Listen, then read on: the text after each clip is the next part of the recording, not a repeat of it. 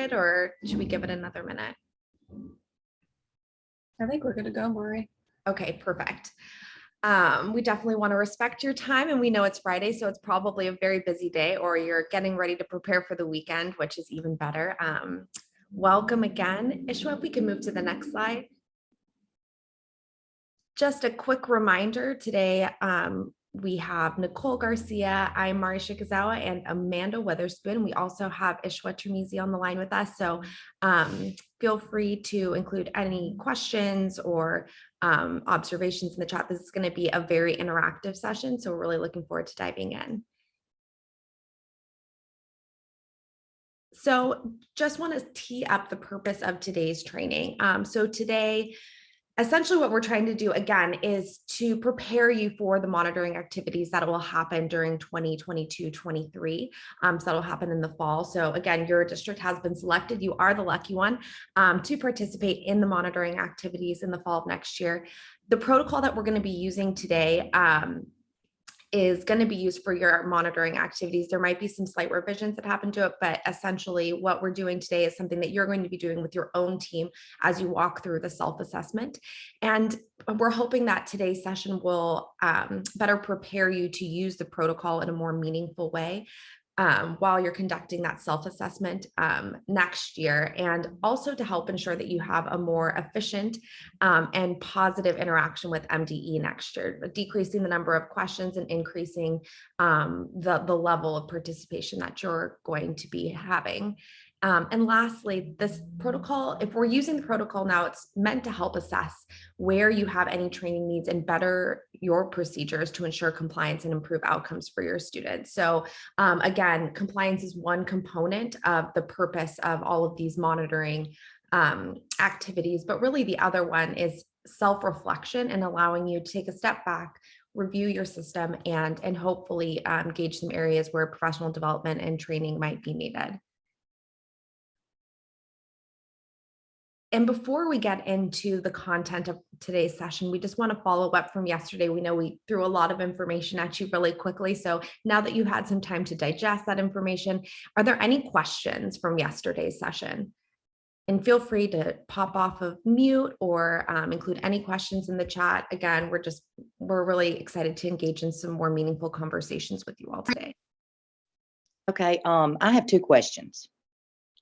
Yes, please. Hi, Kim. All right, first question is, what year will we need to be looking at and reviewing? For this year, you will be looking at your IEPs from you'll be comparing your IEPs from 2020, 2021 to 2021, 2022. Okay. All right. What's the recommended number for team members? It really just depends on the number of student folders or student files that you'll be reviewing. So depending on that number, I mean, in general, it just kind of depends on capacity. Some people like to have small teams and to break things out into chunks. Other people like to have really large teams so that they can distribute the work in a way that, is more manageable for their team. So that's definitely a district decision. Okay, I got one more question.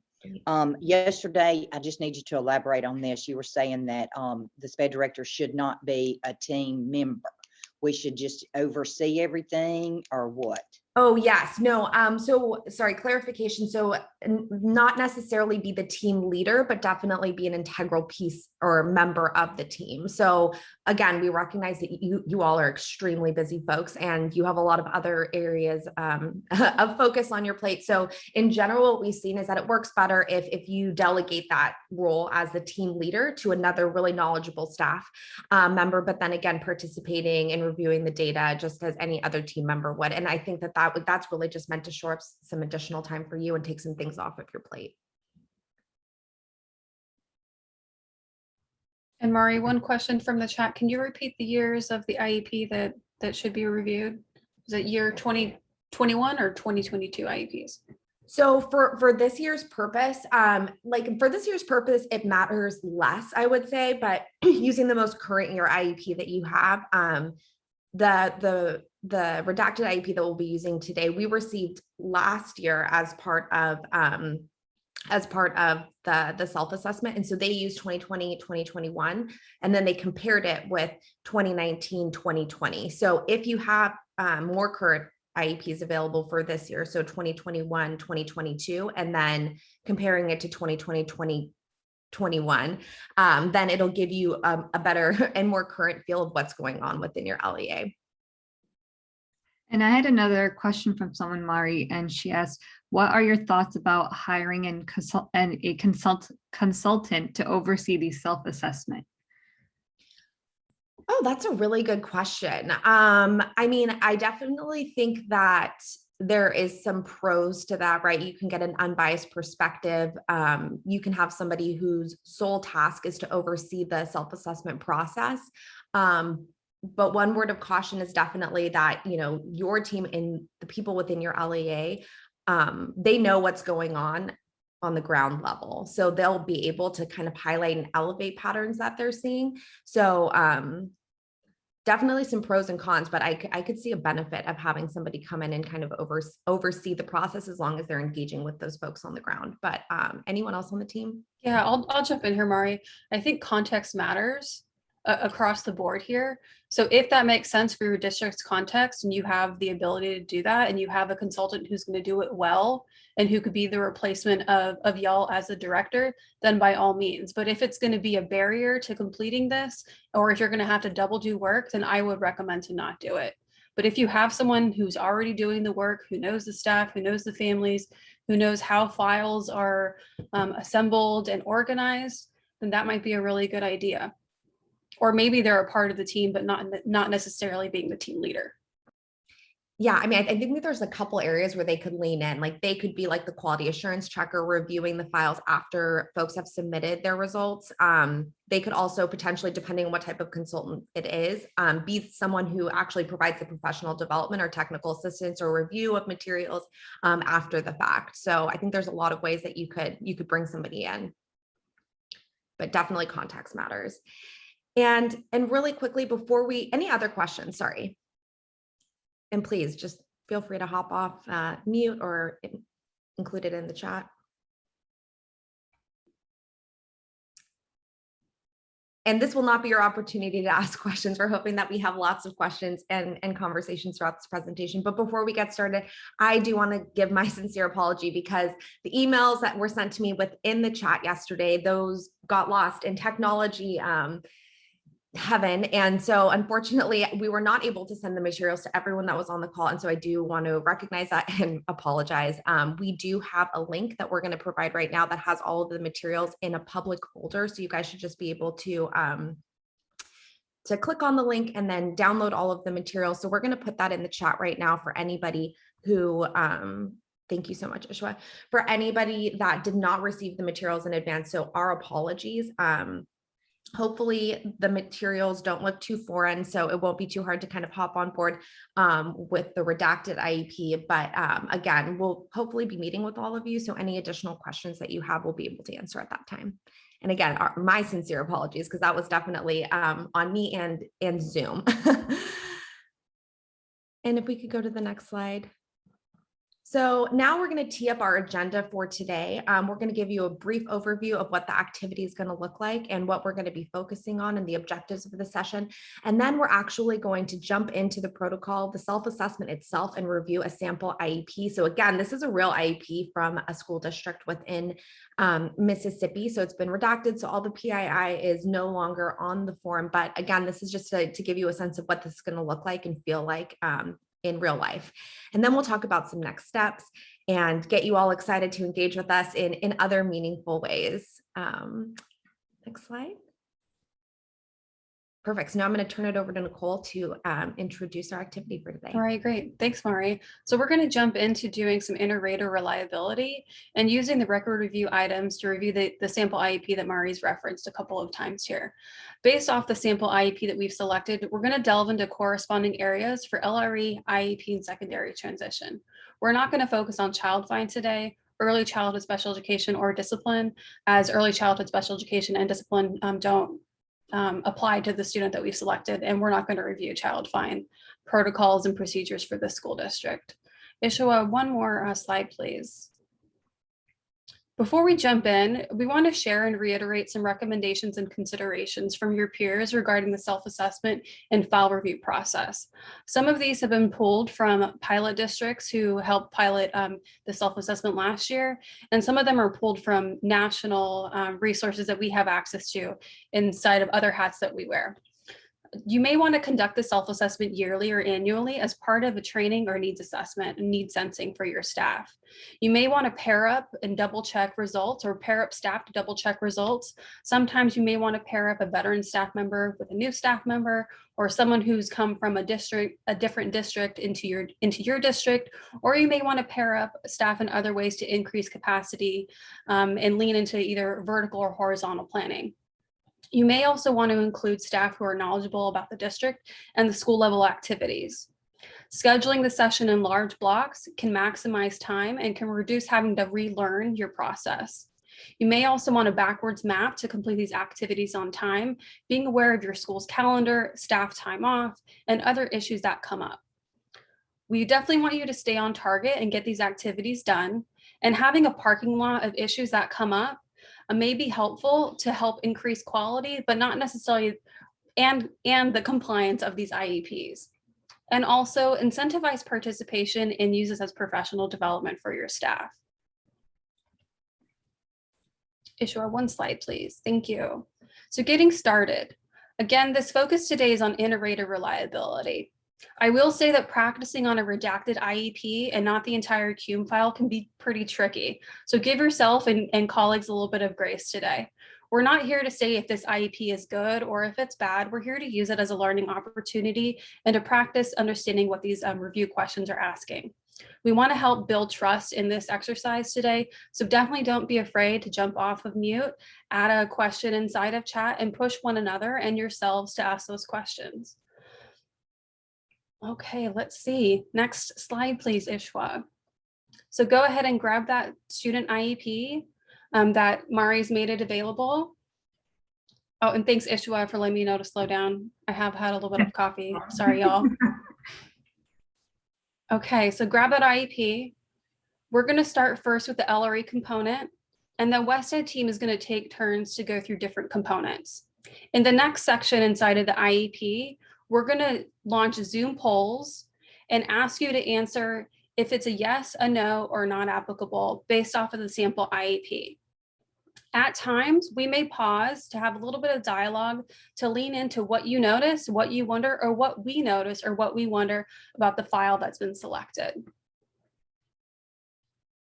Okay, any questions, any issues with accessing the file before we jump into LRE number 1? Okay, so LRE number 1, our first record review item is looking to determine if there's documentation that demonstrates the student's placement was determined annually based off the student's IEP and as close as possible to the student's home. We've included some potential sources of documentation on the far right that may help you find some evidence for this standard. So when we reviewed this IEP and comparing the 1920 IEP and the 2021 IEP, we determined that yes, it was determined annually, but we did have some concerns to share too. So Ishwa, one more slide, please. The 1920 IEP is up above, and the 2021 or 2020, 2021 IEP is below. So we noticed that yes, it was determined annually, but we had some wonderings that we couldn't really determine why decisions were made or what this really is about. In 1920, the student was in gen ed 80% of the time and on track to receive a general diploma.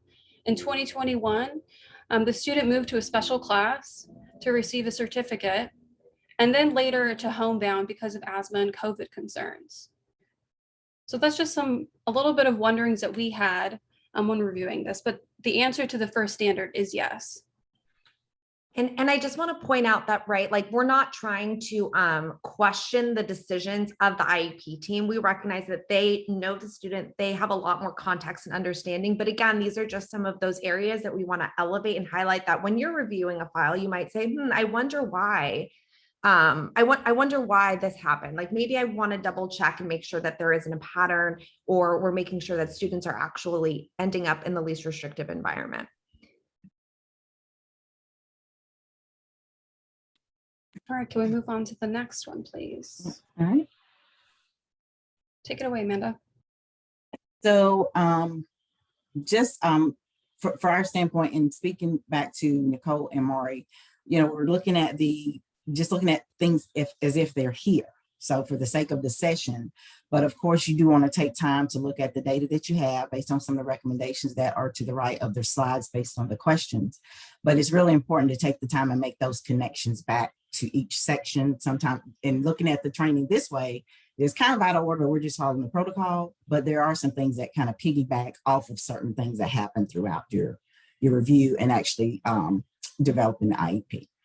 So the next question is, does the IEP include relevant accommodations that enable the child to be involved and make progress in the general education curriculum? Now, of course, like we said, we looked at the information. These are the things that you would need to have, but this is more around the discussion that you have around your data that you're reviewing, because it says relevant. So sometimes we look at it and it may be present, but how relevant is it, and what are the accommodations for the student? Is it useful for that student? Does it make sense based on the student's needs and their levels? So next slide, Ishwar. So here we determined that it was a yes based on the information that is here. Now, when we're looking at it, there were some questions and things that we may, you may want to dig deeper with, because, we're looking at the accommodations from the 2019-2020 IEP as opposed to the 2020-21 IEP. The accommodations are somewhat different. And there seemed to be a lot more in 2019. And I know, did you want to tee up the two IEPs here, or do you just want to kind of have me go through the differences? Do you want me to pull it up and then you can just direct me to the page numbers if you think that's most helpful? It could be, but I don't know if it would be totally necessary right here. We may refer to something later, but it did just show the significant difference in the 9th grade year as well as the 10th grade year. As far as the amount of accommodations that the child had, and it may be because of a change in setting, things like that. So it may be some time for a deeper opportunity to have a discussion in the later slides. So.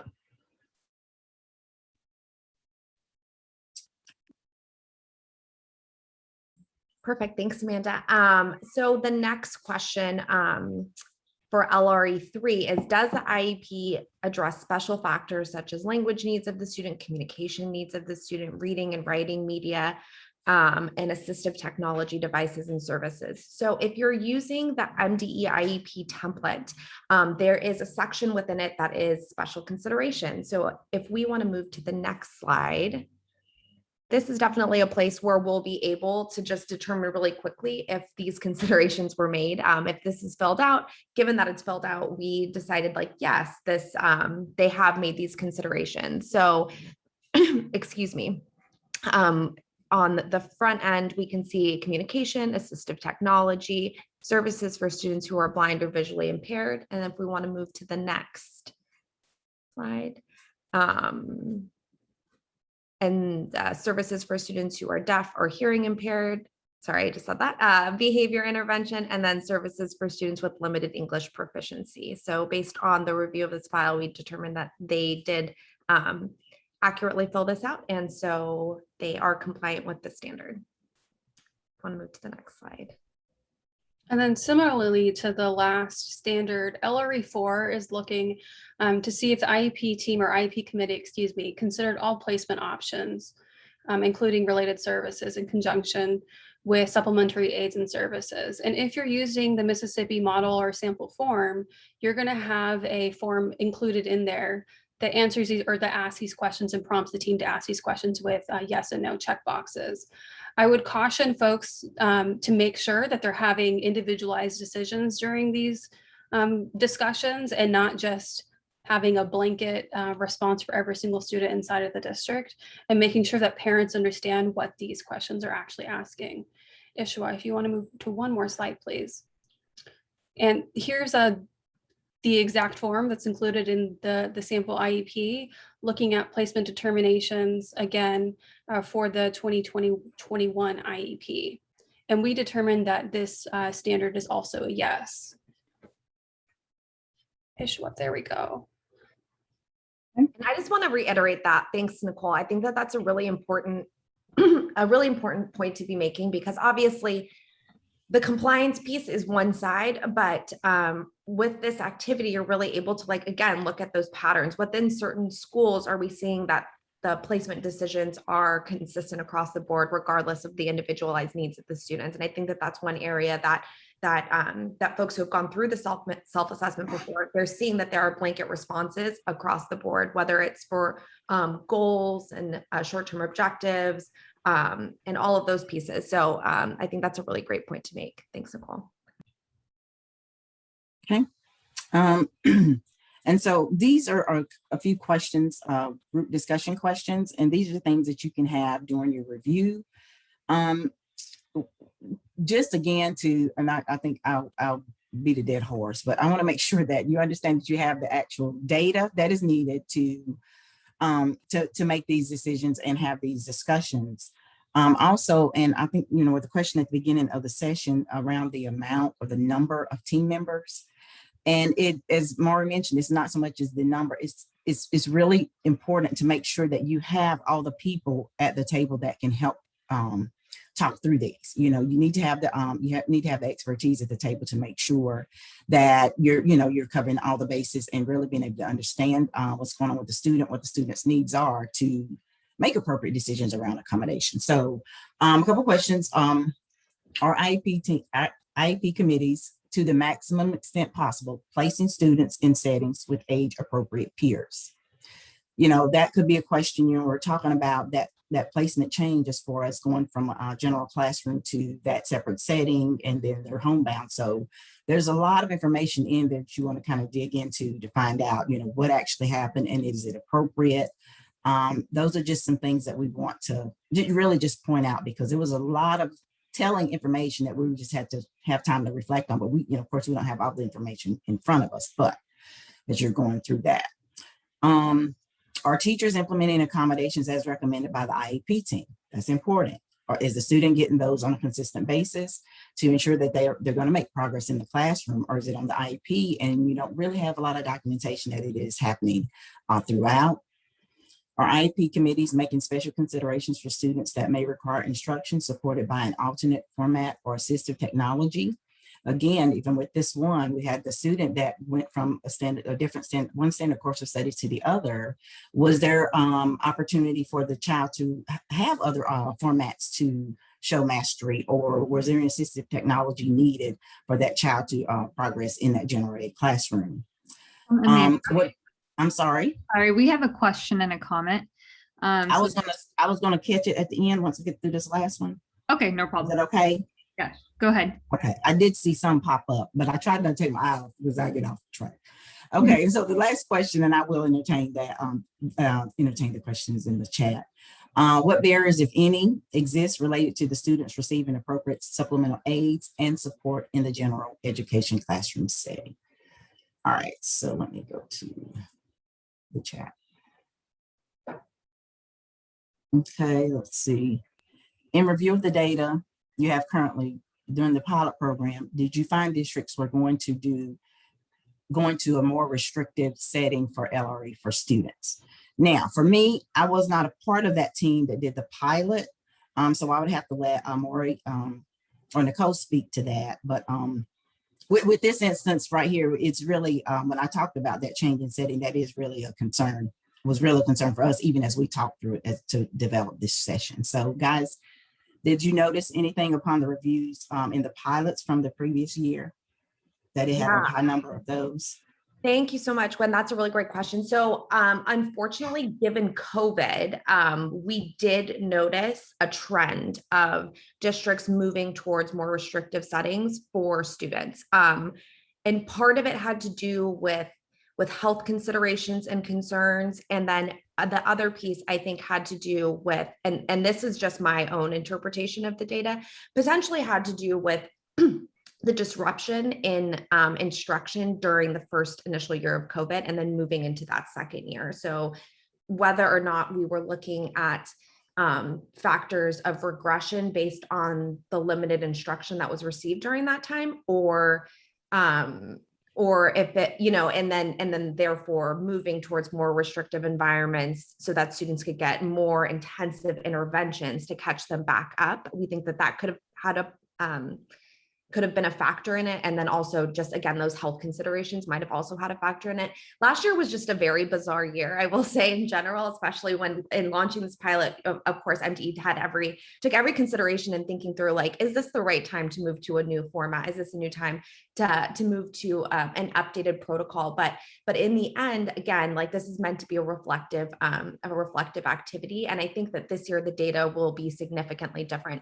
Also within the last year's self-assessment, there wasn't a lot of data around discipline, especially for those LEAs that ended up closing and moving towards a virtual format. Because again, there weren't the same opportunities, I guess, for those disciplinary actions to take place. It's hard to suspend someone if they're already at home. But Nicole, I'll let you chime in too. No, Maury, I think you're pretty spot on. And that's also what we're seeing nationally across the country is interesting decisions that maybe aren't necessarily made in the student's best interest and made because of shortages of staff or blanket decisions that are being made that are potential FAPE violations, excuse me. And I think that our partners at the U.S. Department of Ed are trying to make sure that states and districts and IEP teams are all doing their best that they can. And I think everybody is trying to do the best that they can, but there is a huge concern across the board. And I don't know if anybody from any of the school districts on our call today want to chime in and provide a different perspective too, and or other questions. I did see another comment in the chat, but I don't know if anybody wants to come up to speak on anything that you all just finished.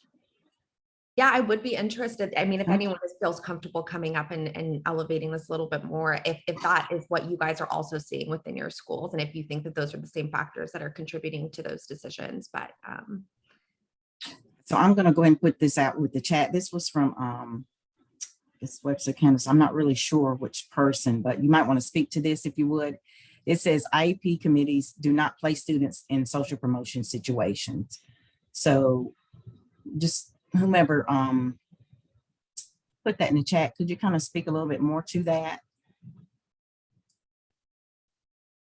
Because it just is not, it doesn't seem as if it's a question, or is that just something, a statement that you want to make, or, around social promotion, because, that of course definitely comes from administration. So, the IEP teams should not necessarily have those conversations. So I wasn't sure if you wanted to speak to that.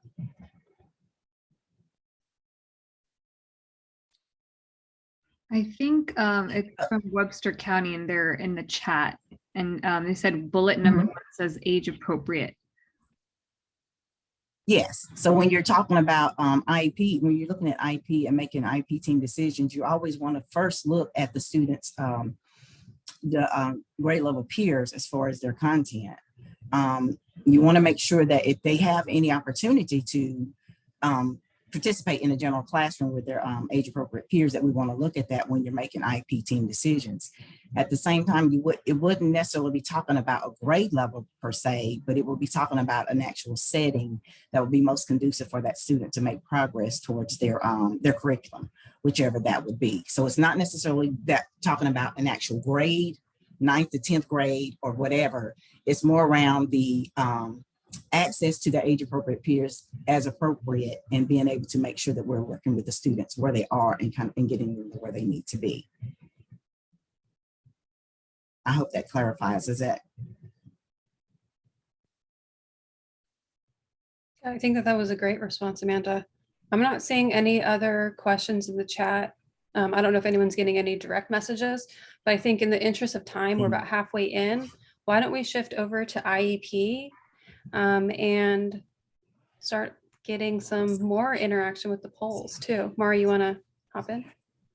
Yes. Okay. So, and Okay, we, just one second. Oh. I'm sorry, Mari, to cut you off. So from Webster County, again, I don't need to just call you by your district, but I'm not really sure what your name is. So you're saying, so it should say academic or developmentally appropriate age peers. And if that's something that we want to speak to around the discussion questions, we would, we would be willing to make that adjustment. So Ishwa, if you would note that, so we can talk through that to see if we need to make an adjustment on the wording for those discussion questions. Sure. Thank you.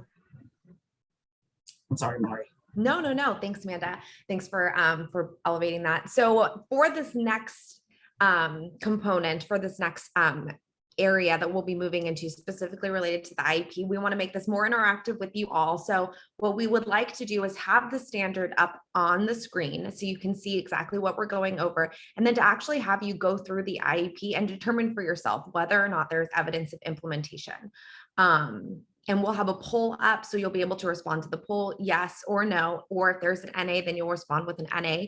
The answers that you submit are completely anonymous. We're not grading you. Again, this is just meant to be a self-reflective activity and to help increase your capacity to be reviewing these IEPs. So again, we are about halfway through the session, so we might not have time to go through every single standard within each component, but we'll do our best. And then at the end, if we have to revert back to the prior format of really just kind of going over what we were looking at, then we can do so. But so we're going to turn it over to you, and we're really excited to hear what you guys have to say. So for the first question was the parent afforded the opportunity to participate in the IEP meeting?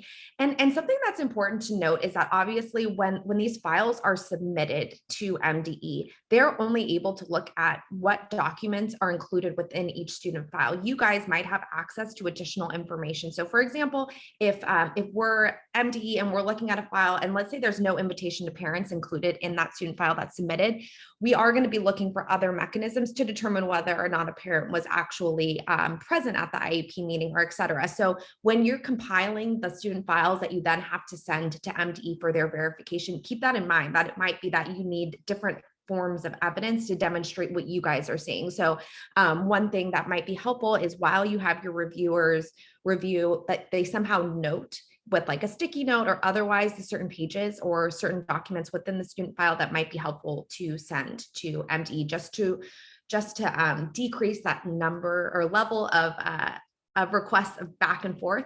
Okay, well, do you have any of this? Do you have any of this, et cetera? Because those are definitely questions that they'll be thinking about. Oh, well, I don't see a parent invitation. Well, but we do see that potentially a parent was at the IEP meeting. So we're just gonna assume that the parent was invited, right? Or how else would they be there? But just something to keep in mind. So again, we'll turn it over to you now and give you guys just a minute or two to look through the IEP file and respond to the poll. So the first question is, was the parent afforded the opportunity to participate in the IEP meeting? And Ishwa, if we can pull up the poll, that would be great. And we'll give you guys, again, just a minute or two. And once we start seeing responses come in, then we can close the poll and have a little discussion if needed. And while everyone's taking the poll, Mari, we had one question. Do you want to address it now?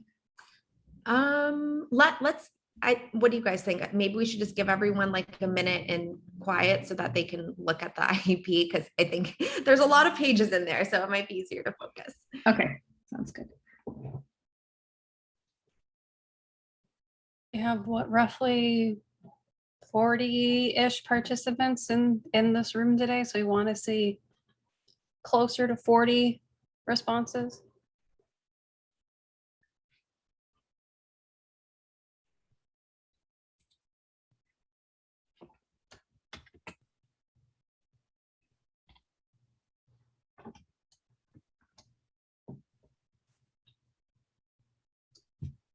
All right. Oh, just about to say we're holding steady on 17. Now we're up to 19.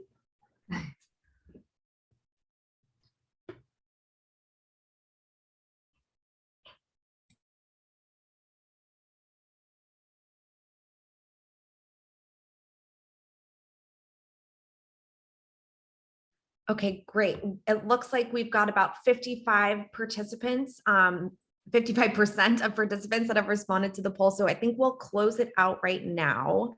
We'll give you, yes, thank you so much, Ishwa. And and we'll review the results. So 80% or 20 of you said, yes, there is evidence, and 5% or 20% said, no, there is not evidence. And one thing I do want to say, reiterate what Nicole said earlier, it is kind of difficult to tell within a redacted IEP. So this one might seem a little bit tricky.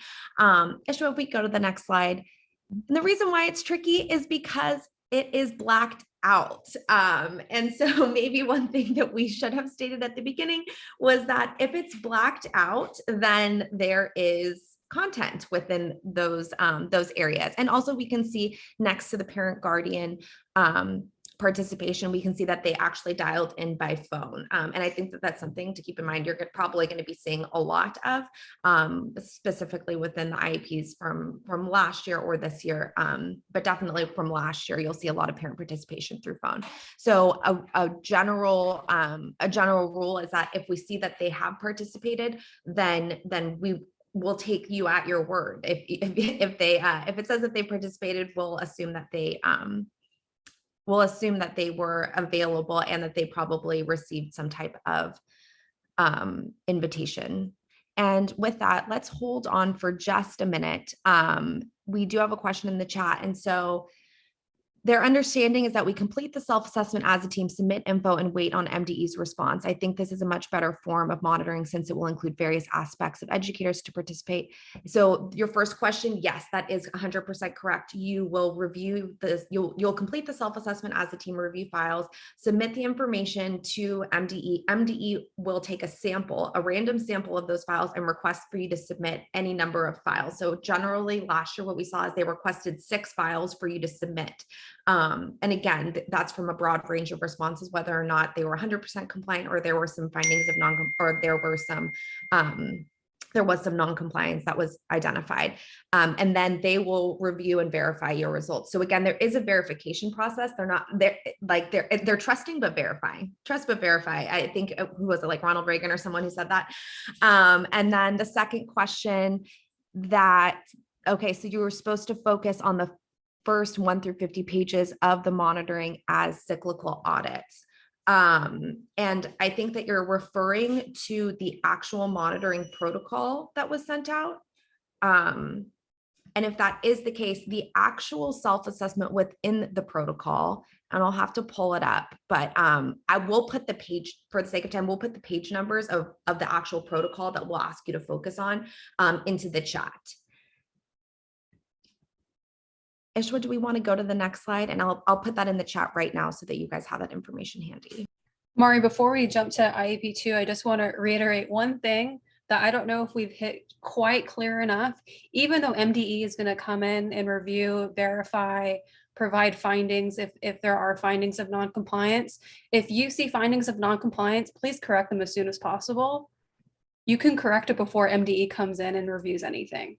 If you're able to correct something, what a wonderful opportunity to correct it before the state comes in and says, oh, hey, you're out of compliance.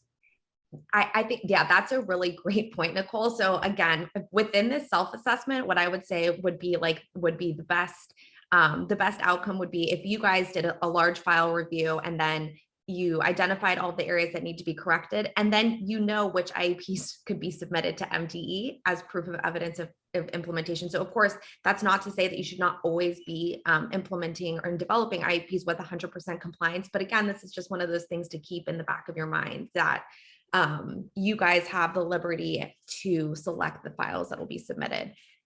That's a good point, Nicole. Thank you. I don't know. Yeah. Yeah, all right. So IEP record review number 2 is looking to see if the IEP contains a present level of academic achievement and functional performance, also lovingly known as PLAF, included in the students, including how the student's disability affects involvement and progress within the general education curriculum. So Ishwa, can we launch poll question number 2? And folks, can y'all respond to it quickly? Does the IEP contain present level of academic achievement and functional performance?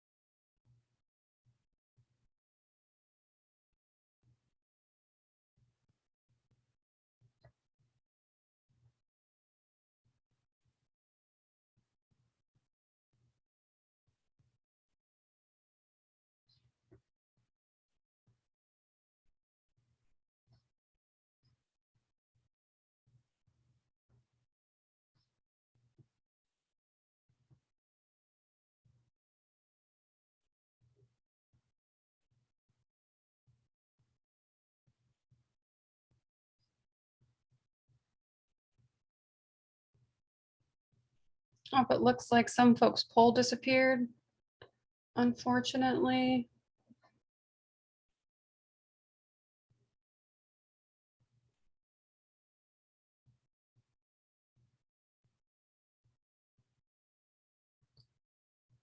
All right, looks like we're almost holding steady around 22 responses. Oh, 24 responses. Ishwa, let's go ahead and close the poll. So 68% say yes and 32% say no. So I'm interested if anybody from the no squad can come off of mute and explain why the answer is no, or why they think it's a no.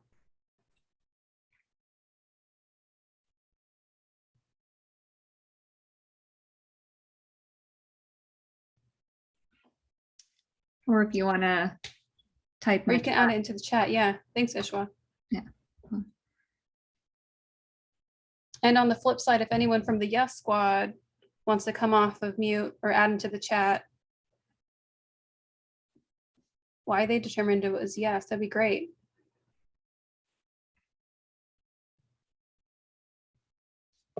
This is Samira. I said yes, it's being implemented because, and I base my response because the IEP has been progress monitored. So in order for it to be progress monitored, something had to have been done in order for it to be progress monitoring up to March of 2020. And then the annual goal had not been after that due to COVID. So I said it had been implemented, and that was the rationale for my decision. Okay. Thank you. There was someone else who wanted to jump in? I wanted to add also that I saw on the PLAF page 3 of 20 that the current data was there from April 26th of 2019. They had used a program called MobiMax to give data as far as performance in math placement. They also discussed in their sources that they had some teacher observations, parental input, and classwork. So I did see evidence of multiple sources of information for current levels of performance. All So right, I great. said yes. Thank you, Shirley. And Ishwa, if we could move one more slide, please.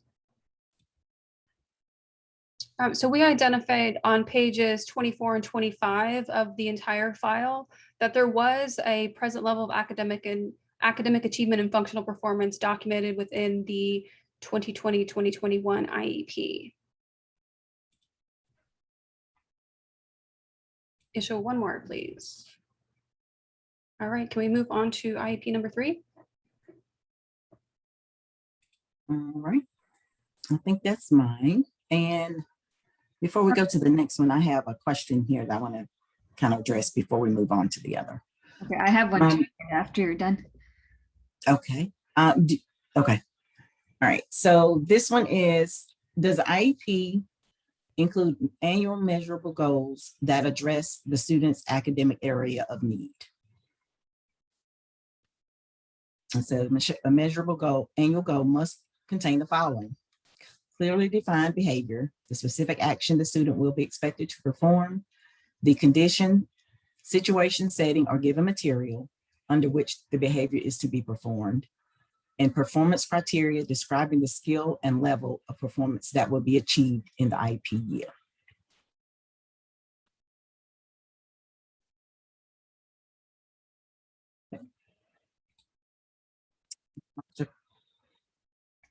Can I have a poll with that? Yeah. Okay, great. Sorry.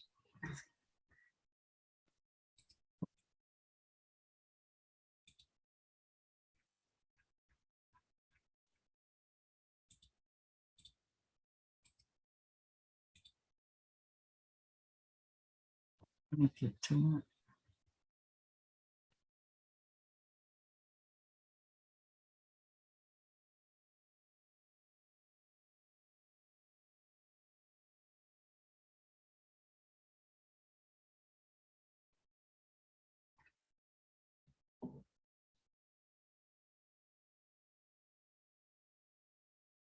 Did the poll disappear again? Should be up. Do you see it? Yeah, because I still see the numbers, but I don't know what you all see on that side.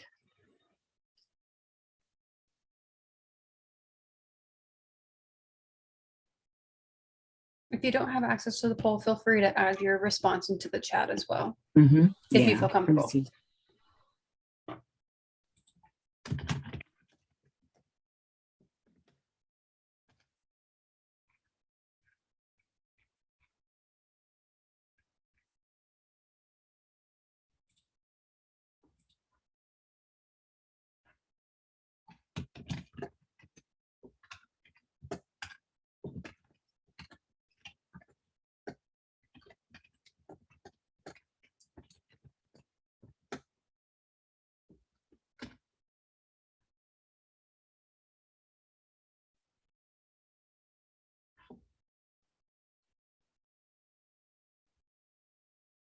Right, looking at 20, about 20 that have participated.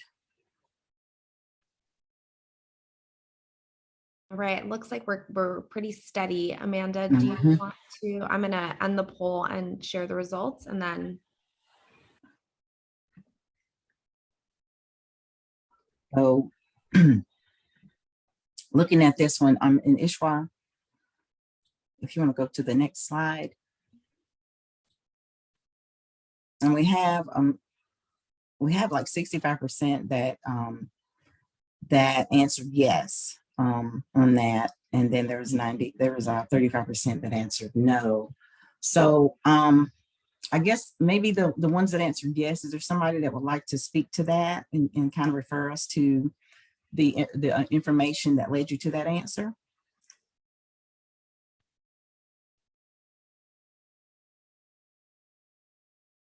Or in the chat, either one.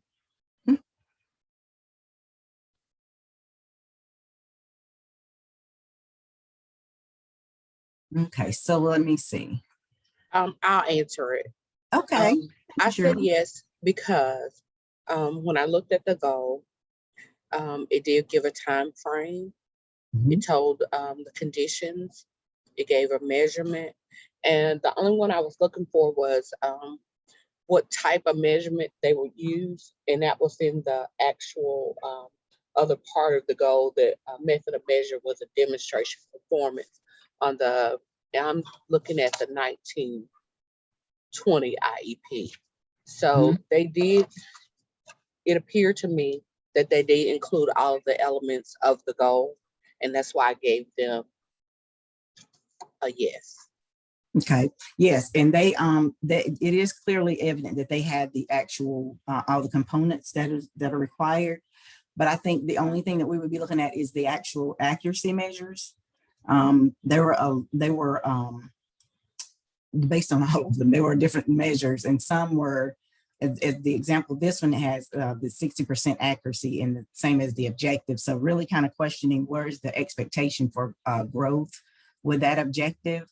So those are some things to think about. And this is what we put on the screen. But the other ones, they had some that were like 80% accuracy. And so it was just a lot of things that may have been across, just kind of confusing to just really kind of see with the 60% accuracy is an appropriate measure to say at 80 or 90%. So either way, just kind of really just weighing the options and actually looking at the data very clearly from that student's information. Yeah, and Amanda, from that too, if we read the PLAF, it looked like, if I remember this student accurately, that she was around a 7th grade proficiency or level in math, or in reading, excuse me, in 4th grade in math. And it looked like she didn't have any goals in the math area, but they were in the reading and adaptive daily living skills. So that would just be a question for me if I was a reviewer of, does she need math goals, or is there a reason why she doesn't have any if that's her area that she's struggling the most? Great. Thank you, Nicole. So the other I'm sorry. Oh, no. Go ahead. Oh, great. We have a comment in the chat. Sorry, Amanda, do you want to take the comment? Yeah, I was trying to go back to the one that I referenced earlier before I did the question. There was a question before that I got in a direct chat. And this was just around, they were saying, are you saying that the IEP committee, and this is going back to that age appropriate in the discussion. It says, are you saying that the IEP committee that includes the principal in the building cannot make the social promotion as a committee? It says, this is one of the things that I struggle with, having a student that is 10-year-old in a class with a 16-year-old. I myself wouldn't agree with that, but if we don't have that option. So I'm not really sure I'm going to capture this, especially in the time that we have, but I don't know I think if we're talking about the same things, and are you talking about the setting of a 10-year-old and a 16-year-old? Is that in a resource setting? Is that because the student has been retained multiple years? So there's a few different things that would probably get to the root of that question. I sure do understand the concern of a 10-year-old and a 16-year-old in a classroom together. So there's other factors I think that we would need to talk about, as well as also the student 16-year-old still in most likely a junior high, middle school.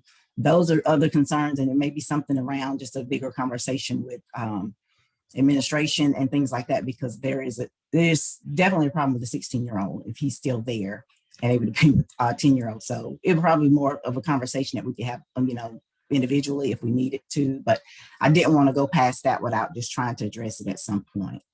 No, thank you, Amanda. And I think that if there are questions like that you want to talk through as well, that's definitely something as part of technical assistance that we can provide to districts. So if you haven't yet, please sign up for a TA call, and we can make sure that we have a larger conversation around a lot of this context, and again, not provide a straightforward answer, because there aren't a lot of straightforward answers with serving students, right? But definitely try to help through that thinking. And then Amanda, there was another comment in the chat, if you wanted to address that before we move on. So the stems are just a repeat of the annual goal. You're talking about the objectives are just a repeat of the annual goal with increasing accuracy level. There's really no scaffolding or task analysis with the objectives. So are we looking at quality as well as just meeting the bullets? Quality as well. I think that's something that we want to continue to stress, that when you're looking at that, you really want to look at the quality and really making sure that that is going to align with what the student needs, and just kind of show that growth, or it actually show that if they're not growing, then you may need to make some adjustments. So it's around that whole progress monitoring based on what you've started out as your baseline, and how you're going to work with the student to see if they're going to make any progress related to that goal. And one thing I'll highlight as well is that for the purposes of the self-assessment that you're turning into MDE, you're not necessarily going to give all of your rationale and reasoning around what you have discussed as a team related to an IEP. So for the purpose of what you submit to MDE, you're looking at compliance. But for the purpose of your internal discussions, that's where we really want to push this conversation around quality and how do we improve the effectiveness of the IEPs that we're developing for students. So just note there is a little bit of a distinction. And I think that's really the purpose of the self-assessment. It's less about the results that you're reporting to MDE, because for MDE, this is something that has to happen, right? They're required to conduct monitoring, but for them, they want it to be a meaningful activity where we're looking not only at the compliance piece, which is required through IDEA, but also really moving the results for the students that you guys are serving. And I know we only have 4 minutes left, so I think we're going to jump ahead. I do want to recognize one question that was in the chat about when to conduct the actual self-assessment or review. So for the purpose of MDE, you will be conducting the review in the fall of 2022. So right now, there is nothing for you to do specifically that needs to be submitted to MDE. But for our purposes, we're really encouraging you guys to take this opportunity to work with us to conduct these self-assessments, or better prepare yourselves, because fall of 2022 is going to come really quickly. And then, it will be a lot more of a meaningful activity at that point once you've done the pre-work. The timeline that MDE gives, it is gracious. They give you significant time to complete the self-assessment. But one thing that we did see last year is that those timelines go really quickly. So again, preemptively investing in preparation and some of these initial conversations will help you do more meaningfully and more efficiently participate in that activity in the fall. And so Ishwa, and And I apologize, everyone, because we're not going to have time to go through the rest of this. This is part of the technical assistance that we can offer, though, coming in and working with your team and actually doing a review of a real student file with you all using the protocol. But given we only have 3 minutes, we'll make these slides available so that you can look at the types of evidence that we were looking at when determining. And you know, again, you'll have these slides. So if this is something that you want to provide as part of a training with your LEAs, that, you know, all of these materials are going to, or with, not with your LEAs, excuse me, with your school staff and your IEP review team, then you know, you will have these resources available as well. So Ishwa, can we skip to the end? I apologize, because now we only have 2 minutes. And the recording will be made available as well. Is there a specific slide number you want me to jump to? Yes, if you could please skip to slide number 55, I think. 56. 56, got you. Thank you so much.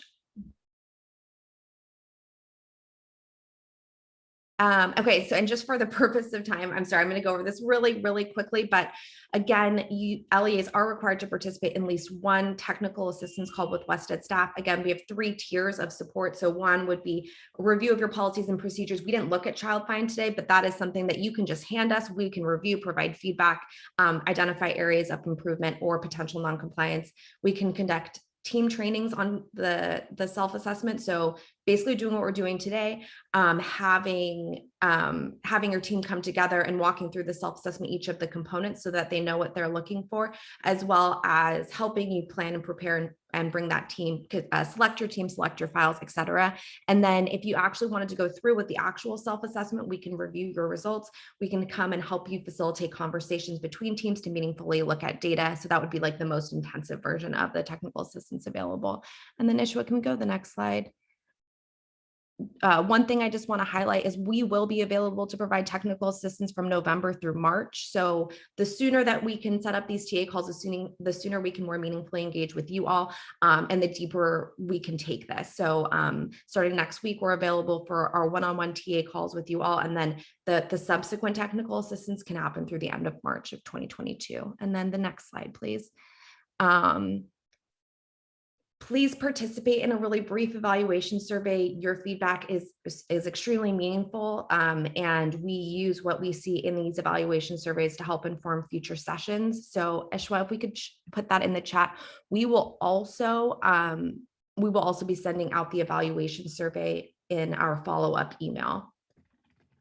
And within these slides, you'll also see, Ishwa, could please go to the next slide. Sorry. I know we don't have time for questions and answers, and it is the top of the hour. If we go to one more slide, we do appreciate and are so thankful for you, but you also have all of our contact information. So feel free to reach out to us and we can set up calls as well. So there's a link, but if you're not privy to receiving that link, let us know if you want to set up a separate time to connect. So just want to put that out there. And with that, Amanda, Nicole, I know I always rush through the end, so I apologize, but anything final, since we're a minute over now? I don't have anything, just thanking everybody for participating. Yeah, thank y'all. Happy Friday. Let us know how we can help. Yeah. Thank you, everyone. And Mari, I don't know if you want to just touch up on the follow-up email and what we may include in there. We will include the link to how to schedule your TA calls. We'll include a link to the evaluation survey. We can re-include I don't think we need to re-include the IEP and the procedures again, since we just gave them a link. But all of those materials will also be made available through MDE. So MDE will make available the PowerPoint presentations, the recording trainings, and all of the materials that we reviewed today. And that will be coming in the coming week or so. Thank you, everyone. Have a lovely weekend.